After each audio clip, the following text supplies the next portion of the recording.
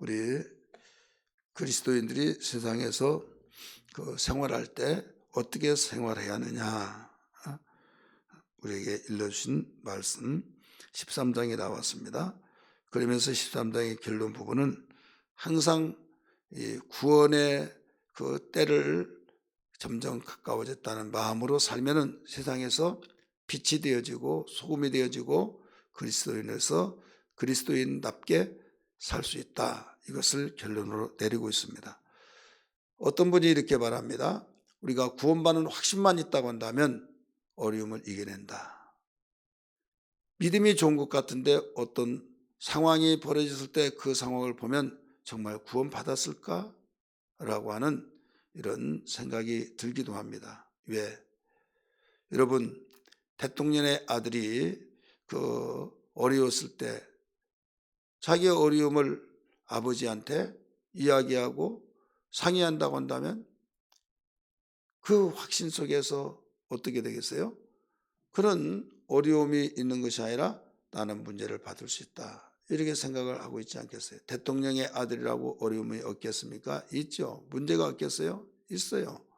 그러나 내 힘으로 안 된 것을 최고의 권력자인 아버지 대통령에게 이야기를 해서 정말 위로해 주고 또 잘못한 건 잘못했다고 이야기하면서 나누면서 모든 일을 풀어갈 수 있었다 이거죠. 우리나라 대통령은 5년이지만은 우리 하나님 아버지는 대통령이 아니라 만왕의 왕이시오 만주의 주가 되시고 절대자시고 영원한 하나님 아버지라는 사실을 믿으시길 바랍니다. 하나님 아버지의 자녀가 우리 예수 믿는 사람입니다 이거죠. 예수 믿는 나와 여러분이라는 걸 믿기 바랍니다. 구원을 세 가지로 봐요. 하나는 완전한 믿을 때 현재 구원, 또 이미 죄에서 사망에서 생명으로 옮겨진 과거 완료의 구원, 그 다음에 앞으로 심판받을 가운데서 우리는 심판받는 자가 아니라 시상되어 올라가는 미래의 구원, 이렇게 가르쳐 주고 있죠. 그래서 요한복음 5장 24절에 보면 내가 진실로 진실로 너에게 이르노니 내 말을 듣고 나 보내신 이를 믿는 자는 영생을 얻었고, 이미 구원받은 현재 완료형을 가리키고 있어요. 영생을 얻었고 심판에 이르지 아니하나니, 죽어서 심판받습니다. 죽어서 심판받는데 이 심판은 미래의 구원이죠. 근데 우리는 심판에서 천국 지옥에 대한 심판이 아니라 천국에 대해서 시상대 앞에 서서 상을 받는 심판이라는 사실을 알아야만 됩니다. 내가 많은 일을 하고 또 하나님 말씀대로 순종하며 살아가는 그에게는 우리 많은 영광을 받을 것이고, 아니면 그냥 날라리처럼 학교 다닌다라고 한 것처럼 날라리처럼 신앙생활하는 사람, 이 사람들은 부끄러운 구원을 받을 수밖에 없다는 걸 알아야만 됩니다. 그래서 미래의 구원을 가리키고 있어요. 그 다음에 영생을 얻었고 심판에 이르지 않으니 사망에서 생명으로 옮겼느니라. 사망에서 생명으로 옮겼다. 여기에서 완전히 지옥의 자식, 우리는 지옥 가기로 작정된 자리였는데 바로 사망에서 생명으로 옮겨졌다. 마귀의 자식이었지만 하나님의 자녀로 이미 바뀌어졌다. 신분이 바뀌어진 거예요. 죄인의 신분에서 거룩한 신분, 하나님의 자녀가 되었다. 그래서 예수 믿는 것이 가장 큰 축복이다. 많은 사람들은 내가 예수 믿고 많은 축복, 가장 큰 축복이라고 하는데 왜 물질로 어려움냐, 내가 왜 지방간도 없냐, 나는 왜 돈이 그렇게 열심히 벌려고 하지만은 마음대로 안 되냐, 예수 믿을 때나 믿지 않을 때나 똑같다라고 생각하면서 예수 믿으면 가장 큰 복이라고 하는 사실을 들어서는 아는데 마음에 와 닿지 않는 사람들이 있어요. 이것은요, 성령으로 그 말씀이 가슴속에 파고 들어오지 않기 때문이고, 자녀의 확신이 되지 않기 때문이고, 천국의 소망이 없기 때문에 그래요. 여러분, 천국의 소망이 있다고 한다면 이 세상의 나그네 길이요 정말로 영원한 나이가 살아야 할 곳은 천국이라고 믿는다고 한다면, 잠시 사는 꿈속에서 잠깐 동안 꿈속에서 영광스럽다가 꿈 깨고 나면 거지로 산다고 한다면, 다리 밑에서 움막 쳐놓고 산다고 한다면 여러분 어떻게 하겠습니까? 어느 것이 복입니까? 꿈속에서 대통령이 되고 꿈속에서 복권이 당첨이 돼서 막 너무 좋아가지고 야하다가 깼어요. 눈 떠봤더니 불과 1시간도 안 돼요. 그러면 너무 좋다고 해서 그게 복이냐? 여러분 악몽을 꿨다 할지라도 우리는 현실에서 그 현실이 중요하다고 하듯이 이 세상은 분명히 현실이지만은 현재지만은 주님이 이리 오너라 이제 쉬어야지 라고 해서 눈을 떠보면 이 세상이 꿈의 세계였고 이리 오너라 해서 하나님 앞에 섰더니 그게 현실이 되어버린다 이거죠. 그래서 세상을 뭐라고 그래요? 꿈과 같은 세상이다 이렇게 말하고 있잖아요. 다른 사람은 그것을 믿지 않는다 할지라도 예수 믿는 사람은 믿어야 된다 이거죠. 예수 믿는 사람은 믿어야 하는데 이 믿음이 확신하고 이 믿음이 뜨겁고 이 믿음이 분명하다고 한다면 예수 믿는 것이 가장 큰 축복이다 이걸 안다 이거죠. 현재가 중요하지. 현재 중요하죠. 현재가 있으니까 미래가 있고 그러잖아요. 현재를 잘 살아야 된다 이거죠. 현재를 바르게 살아야 된다 이거죠. 현재를 말씀대로 살아야 된다 이거죠. 그러면 우리는 이 세상에서 내가 궁핍할 때, 어려울 때, 힘들 때, 내가 정말 쪼들릴 때 우리는 그걸로 망하느냐? 망하지 않는다 이거죠. 예수님이 망한 것 같이 십자가에 죽어서 저주의 나무가 되어서 조롱했지만 사흘 만에 부활하셔서 영광의 주로 다시 오실 심판의 주로 오시는 것과 같이 예수는 우리의 첫 열매입니다. 그래서 소망입니다. 그러므로 우리에게는 범사가 유익하다. 어떤 사람에게 경건의 능력 있는 사람, 말씀으로 거룩하고 말씀대로 살려고 하고 주의 뜻대로 살려고 하면서 세대에 본받지 아니하고 정말 하나님이 기뻐하시고 선하시고 온전하신 뜻이 무엇이니 분별하면서 믿음으로 살아가려고 하는 그 사람에게는 바로 내 이름으로 무엇이든지 기도하라 그러면 이루어 주리라 약속을 해 주셨다 이거죠. 그래서 범사가 유익하다. 그래서 이경 속에 있을 때 주여 나를 긍휼히 여겨 주시고 나를 구원하여 주시고 나를 붙잡아 주시고 나를 주여 나의 절망에서 일으켜 주시옵소서 할 때 주님은 분명히 예면하지 아니하시고 우리를 이끌어내신다 이거죠. 권력으로도 물질로도 어떤 지인을 통해서도 어떤 수단 방법을 동원시켜서도 안 될 것들이 얼마나 많습니까? 안 되는 것들을 예수의 이름으로 기도해서 되어진다는 것은 어마어마한 큰 축복이다 이거죠. 그래서 보이지 않는 가운데서 보이지 않는 하나님 나의 하나님이시오 영광의 주가 되시고 또한 우리에게 절대자이신 영원한 왕이신 만주의 주가 되신 주님의 아들 자녀 우리 하나님의 자녀가 되었다고 하는 사실은요 이와 같이 막강한 세상이 알지 못한 비밀의 능력과 축복을 가지고 있다는 걸 믿으시길 바랍니다. 그러면서 우리가 예수 믿는 사람이 세상에서 살면서 반드시 알아야 할 것은 힘들 때가 있어요. 너무 고통스러울 때가 있어요. 절망스러울 때가 있어요. 안 될 때가 있어요. 짜증날 때가 있고 실에 빠져서 얼굴빛이 정말로 구리처럼 바로 눈이 끽끽하고 있다 이거죠. 이럴 때 여러분 나는 하나님의 자녀다. 나는 하나님의 자녀다. 하나님은 나의 영의 아버지시다. 여러분 고백하고 외치고 기도하고 묵상해 보세요. 상황은 달라질 것입니다. 마음이 평안해지고 하늘의 소망이 있고 현재 나에게 힘들지라도 기도하면 응답하신다고 할 때 길이 보이잖아요. 그래서 우리에게 자다가도 깨야 된다 이겁니다. 구원이 처음 믿을 때보다 점점 가까워지고 있다 이겁니다. 현재 구원 생활 속에서도 구원이 가까워지고 더 나아가서 우리가 영원한 천국에서 점점 가까워지고 주님이 오시면 모든 구원의 완성이 이루어집니다. 그러나 여기에 우리가 세상을 살아가면서는 구원을 이루어 가고 있는 겁니다. 어떤 내용은 구원을 이루어 간다 이런 말씀을 하고 있어요. 진행형 이루리라 미래형을 또 쓰기도 했어요. 현재 완료형을 쓰기도 했어요. 혼란이 일어난 사람들이 있을 수 있으나 우리는 이런 사실을 알면 정립이 되어질 줄 믿습니다. 그래서 11절의 말씀 보면 거기에 또한 너희가 이 시기를 알거니와 이 시기가 어떤 시기예요?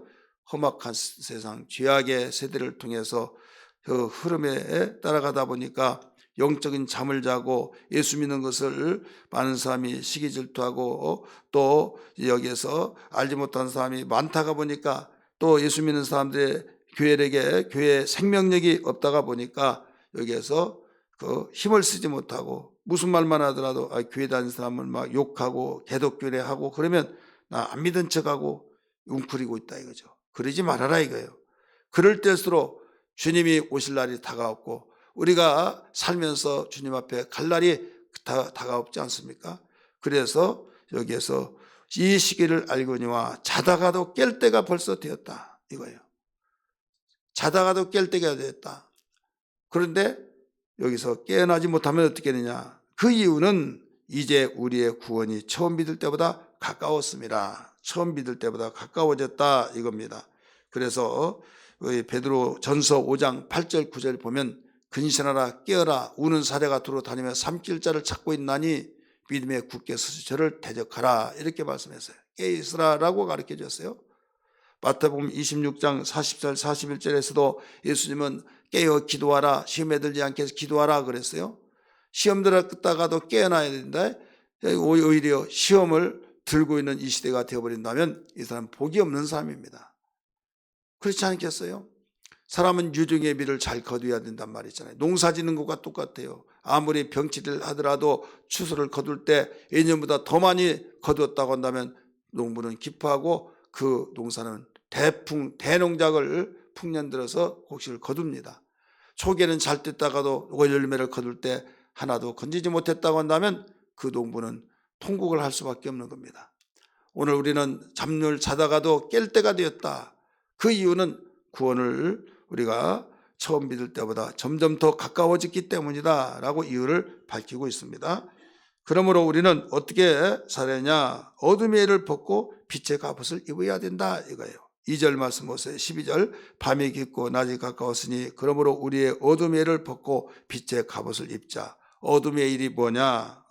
어둠의 일이라는 것은 우리가 이 성령 충만하지 못한 거 육신의 생각을 하는 거 이렇게 생각을 하기도 합니다. 맞습니다. 그게 주 원인이에요. 그러나 궁극적인 면에서 보면 열매가 없는 것이 어두운 일이다 이거예요.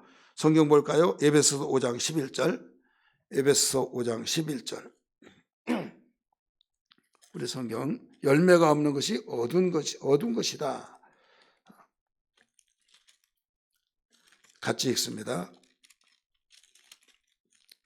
5장 11절 시작. 너희는 열매 없는 어둠의 일에 참여하지 말고 도리어 책망하라 이렇게 나오죠. 너희는 열매 없는 어둠의 일에 참여하지 말고 육신의 생각은 어두운 것이요 또 죄를 지는 것은 어두운 일이요 들어가서 이 절망과 좌절 속에 믿음이 없는 것은 어둠의 일에 지금 파묻히는 겁니다. 그런데 여기에서 궁극적인 면에서는 그렇게 되어지면 무엇을 열지 못해요? 열매를 맺지 못한다 이거죠. 열매. 그래서 에베소 교회를 향해서 바울은 열매 없는 어둠에 참여하지 말고 이렇게 가르쳐 줬어요. 그래서 나무가 열매를 맺지 못하면 있어야 할 이유가 없기 때문에 이걸 찍어버리라. 우리 주님 말씀하신 것처럼 열매 맺기 위해서 기도해야 될 줄 믿습니다. 성령의 9가지 열매, 빛의 열매, 또 우리는 말씀의 진리의 열매로서 빛의 갑옷을 입어야 될 줄 믿습니다.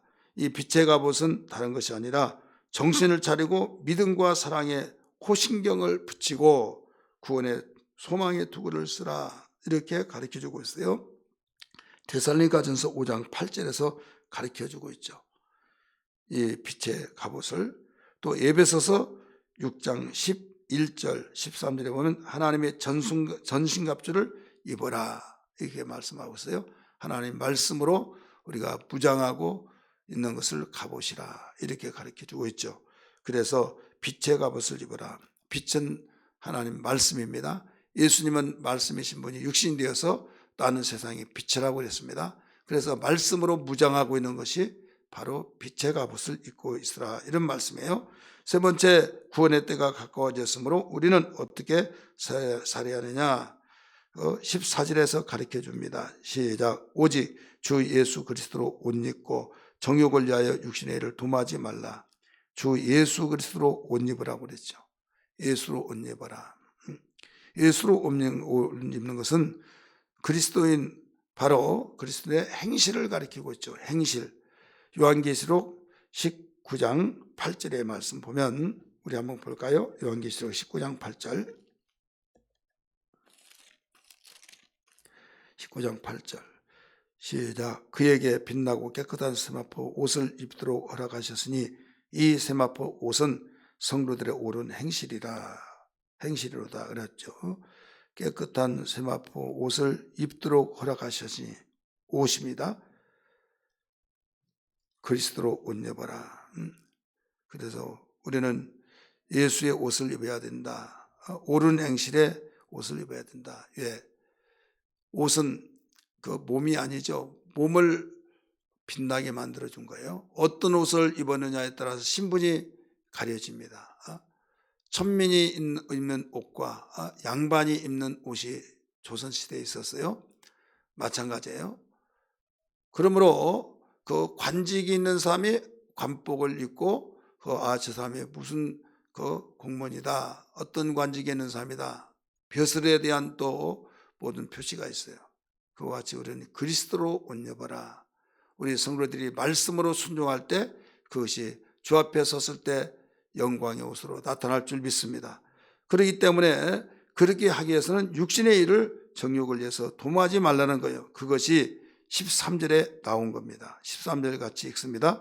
낮에와 같이 단정히 행하고 방탕하거나 술 취하지 말고 음란하거나 호색하지 말며 다투거나 시기하지 말고 하면서 14절에서 가르쳐주고 있는 겁니다. 사랑하는 성도들이여, 구원의 때가 점점점 더 가까워지고 있습니다. 시험 들었고 절망하고 좌절하고 시리에 빠졌다 할지라도 자다가 깰 때가 된 것을 기억하면서 근신하고 우리는 정신을 차리고 더 일어나야 될 줄 믿습니다. 그러므로 깨어있는 신앙 되어서 주님 언제 오실지라도, 내 생명을 언제 부르신다 할지라도 주 앞에 섰을 때 부끄러움 당하지 않게 하시고 온전히 주님께서 말씀하신 대로 잘 순종하다가 맡겨진 직무 잘 감당하다가 왔습니다. 이런 떳떳한 우리의 신앙이 되어야 될 줄 믿습니다. 우리는 연약하고 우리가 너무 연약하기 때문에 넘어지고 자빠질 때가 너무나 많습니다. 그렇기 때문에 우리 연약함을 알고 깨어 기도하고 말씀으로 무장하고 항상 우리가 이런 예배 운동을 통해서 우리는 훈련이 되어지고 예배의 삶이 나타나야 될 줄 믿습니다.